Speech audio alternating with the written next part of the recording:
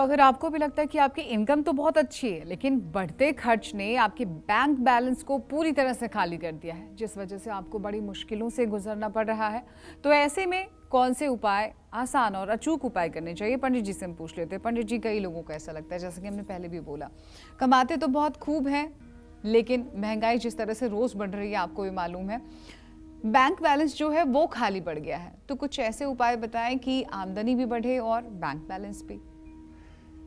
देखो, ये तो तभी संभव है जब जगत जननी जगदम्बा माँ लक्ष्मी का दोनों हाथ आपके ऊपर हो। ठीक है, तो आप चाहे जितना खर्च करते हो और चाहे जितना आपका खर्च का स्रोत है, उसके बावजूद भी धन संपदा की ढेर आपके यहाँ लगी रहेगी। लेकिन कुछ लोग कहते हैं लक्ष्मी हमसे रूठ गई है।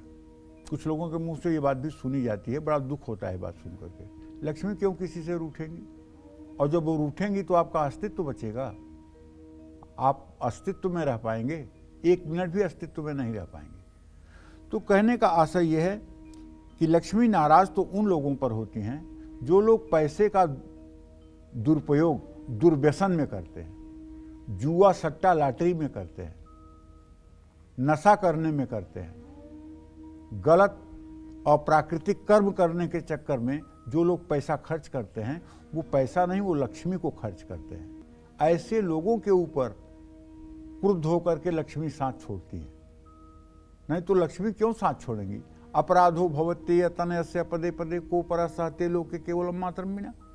ये देवी भागवत का मंत्र है कि कदम कदम पर बेटा तो अपराध करता ही है, लेकिन उसको माँ के अलावा ऐसा कौन है जो माफ कर दे? माँ है जो माफ करती है। महालक्ष्मी भी अनजाने में की हुई गलती को अपने इग्नोर, अगर आप अनजाने में कोई गलती आपसे हो गई है तो उसे इग्नोर कर देती हैं, उसे क्षमा करती हैं और आपकी मनोकामना पूरी करती हैं।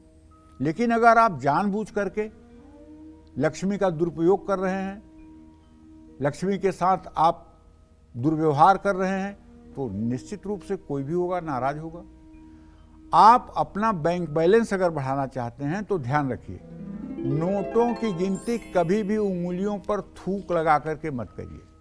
ऐसा करने से थोड़ा सा लक्ष्मी की कृपा कमजोर होती है। एक स्पंज पे पानी डाल करके और अगर नोट गिनना है तो उससे गिनना चाहिए। इससे दरिद्रता भी बढ़ती है। कभी भी सूर्यास्त के बाद घर में झाड़ू नहीं लगाने देना चाहिए। आप अगर सूर्यास्त के समय झाड़ू लगाते हैं तो समझ लीजिए कि आपके घर में बरकत कभी नहीं हो सकती। बुधवार को किसी किन्नर को कुछ पैसे दान करना चाहिए। उसमें से एक सिक्का अगर किन्नर आपको वापस कर दे तो उसे ले जाकर अपने तिजोरी में रख देना चाहिए।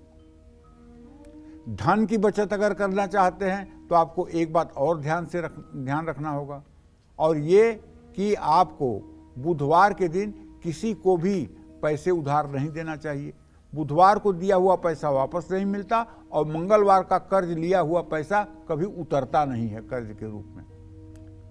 आधे से ज्यादा लोगों की समस्या जो व्यक्तिगत रूप से मुझे सुनने पर मिलती है, वो इसलिए कि लोग काम को बढ़ाने के लिए लोन का इतना बड़ा लोड अपने ऊपर ले लेते हैं कि जितनी उनकी कमाई होती है उतना उनका मासिक इंटरेस्ट में पैसा चला जाता है।